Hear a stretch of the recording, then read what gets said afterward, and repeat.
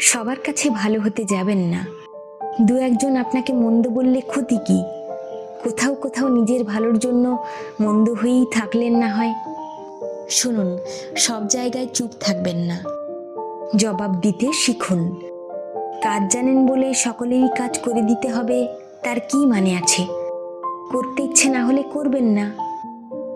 যাকে টাকা ধার দেবেন তার থেকে ফেরত চাইতে শিখুন। না চাইলে বেশিরভাগ মানুষ নিজে থেকে কিছুতেই দেবে না। ভালোবাসেন মানে তার অন্যায় আবদার মেনে নেবেন কেন? মুখের ওপর না বলতে শিখুন। যত ভালো বন্ধুই হোক না কেন, শখের জিনিসটা চেয়ে বসলে মন যদি দিতে না সায় দেয়, কষ্ট করে বলে দিন দিতে পারবো না। ওদিকে হেসে হেসে কথা বলে সকলের সামনে যে আপনাকে ছোট করে তার সম্মানের কথা ভাববেন না।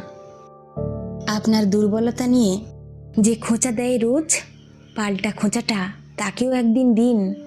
সব মেনে নেওয়া, সব মানিয়ে নেওয়া, সবার কাছে ভালো থাকার মধ্যে কোনো গৌরব নেই।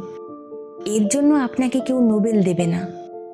নিজের ভালো থাকাটা বড্ড জরুরি।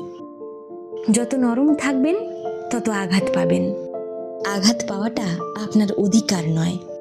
সাপের লেজে পা দিলে সাপ ফোঁস করে বলেই তো সাপকে সকলেই ভয় পায়। এই জীবনে সবার কাছে আপনি ভালো হতে পারবেন না কখনোই। কারো কারো কাছে নিজের ভালোর জন্য মন্দ হয়ে বাঁচাটা কোনো দোষের নয়।